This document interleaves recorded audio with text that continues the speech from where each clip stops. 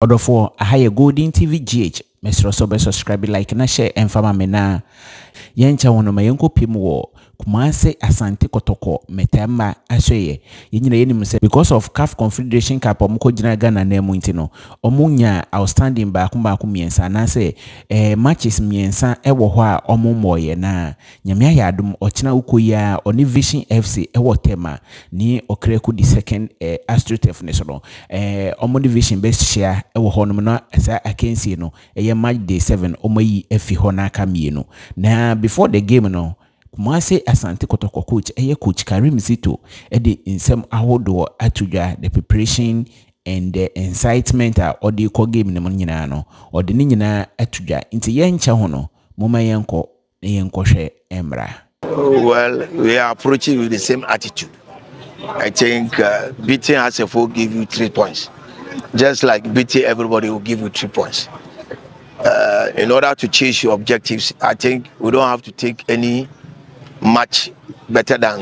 the other. We all go to chase for the 3 points. So the attitude is come here and then come for our 3 points. Yes, for the injury issues, I came to meet it and it's still existing. So I think the medical team is working. As some are coming out of injury, some too are going in. But at the end of the day, we'll use what we have, as I always say, to get what we wanted. Because you can't force. I don't like injury players playing. Seriously, they can't give you the best. And at the end of the day, they will tell you because of this, because of that. So I think this is the situation of the team now. And we have to bear and then make sure we use what you have to chase for what you wanted. Just left it behind us after the game. I told them the same 3 points as I said from the beginning. And myself, as a legend, I know what you just said is very dangerous. But to those of us who are fortunate to play football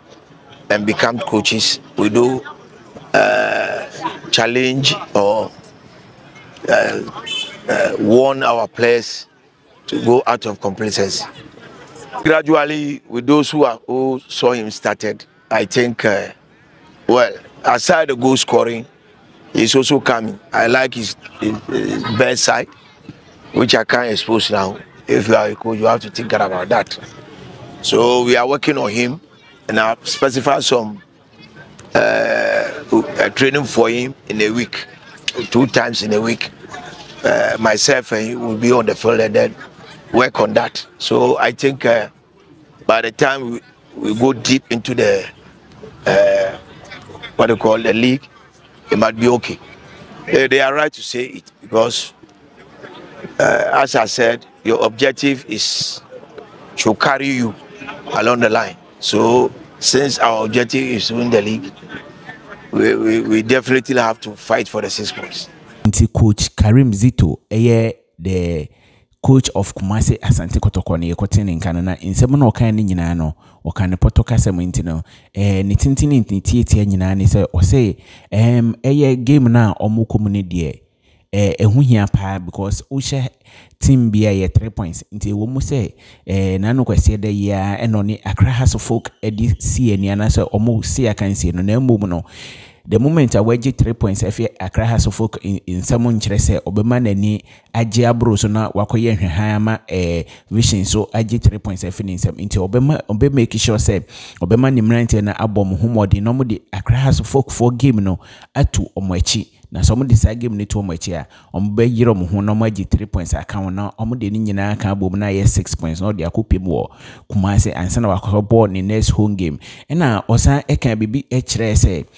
game ne de ebeye din na mbom no enye din sa because the boys no wa prepare mu yie pa osan ebore mu ehwe opra ewo ne team ne mu no say pra de obetu bebre obai na boys ne bebre na pra na nso no bi eba omoba na efoforo eko ba ni nyina ne kan game no wabobo ne bi pen nti no ni nyina no be manage no wabo ama boys no mo wo ho ni nyina no ano obe use omo no odi awini edi ama Kumase Asante Kotoko osan so hwe omo new striker ya obaye no obehye goal etia House of Folk no Morifin or say yes Morifin no oye very good na niam bi wo ne ho a saa niam no oye coach on fan tudwa eye ne secret na eno nso ka ho bi na kotoko team na etimi ko nanim o say as a coach say wo obi no wo secret bia ye yimpie nti onyimpie nti the moment I want to mention go no eno no nkire se wasa na ye ko nkakra no ebebo be se 4 matches se ko 5 league na mu be ye den no ye nyina ye be hu Morifin niam obetimi aye na nanu go no hye ne de eno no de eye bibia esi na esi na eno de odi atu akire o hye go wan hye go was something secret about him eno na eboa ema kotoko team no etumi 2 point eno no de eye secret or the base on kan chiro bia nti no Morifin ne de wabasa obabeboa Asante Kotoko nti we ne nsem awodo a Kumasi Asante Kotoko coach coach Karim Zito edi etudwa na nyina yenim se last season ya na Vision oba Ghana Premier League ni na oba mu no Kotoko eba Accra ene ne be hye mu no game no mu wie na omo ahye omo 4-3 3-2 yeah ekowie 3-2 nti no game we no enye Fredi Agro anase enye simple game sa Emma Kotoko eno na edon so kire mu say yes oma nitimu enye ne there because last season no they are having a rich home history against Asante Kotoko inti sa history no obe make sure so be break no and yenyina yenim say Kotoko no this season o lose game ba kukrampo ewo Ghana Premier League aye boyimu ne wanya de kra draw into the game your mokoi the best thing and I say ebia ne ombetimi aya ne say ebia ombe den ombe wini ana so ombe bodro ba pass ombe lose de ensi sana coach nso odi tudwa ohwe history ewo hono nti no Golden TV GH na ohwe no mesro say ube subscribe like na share emfama me say nene ye first time oba me channel so me ma refizo say odi wadwen kire beba adwen kire de mesro enya atem didie yenyina ye nkire ya adwen se ne be ya ebeboa ama Ghana football nso no akonkan nti se nene ye first time oba subscribe like na share emfama wonu bia ohu channel we da na abribia ye de bibi tuma na wetimi ayeden ahwebi na enenso ye Accra House of Folk birthday into the Abejina we so near wish House of Folk 114 birthday. Yes, one of the oldest teams in Africa. Riasi nyina nso no ohwe teams nyia has ebebem kakra. Into no happy birthday to the glorious House of Oak. Phobia, we never say die until the bones are rotten. Yes, happy birthday to them. We say Kotokofo mwanya de kura mundi mise munu yanu mudi omu birthday ne nso mu hwie noti egu omu gari mu gari no mwasa notie one cup peda mu hwegu mu na mo se gari ni nyina ba ni nyina no eka game no ho nti no ya wish House of Folk